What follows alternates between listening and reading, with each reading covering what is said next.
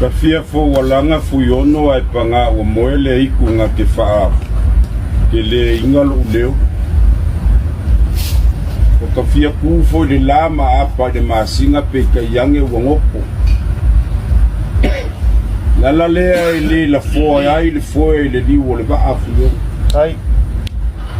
le a wo uma nga e siva ka fai wo fa fonga po isua msua mro la fa le lua si kau mori mai le kofai le fionga i sa oli le uru makua o le whangau o le kupu di inga ua ka penga le kenyo le ilua o le asa kangia la i o kama whakia lofa ma awelu mai o lalo fai le ilua kua fingi pele o le aia sau leo kama ingo ya le ngoi sau malanga ula ka o le aki kongia walafo le ua o kama ka i o le ilua sau leo kenye alu salafai e mainga mua faafe sa fokula fai kuku wai kama ka i malanga pea ia unga koe ave leo le kenye faau unga ngafa mangofu ai lor kenye sangungi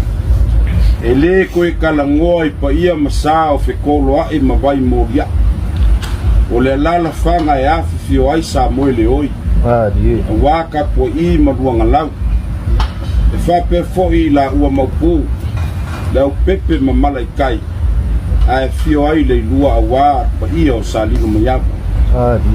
o lea ua faa e mai fangua le langi malu wa le fionga ia fukialu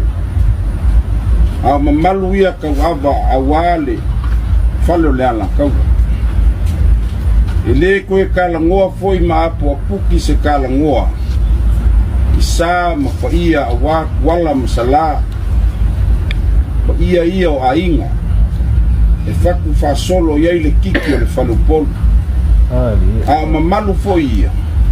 e awa i malaikia makau po unga e fa pe fo i makaili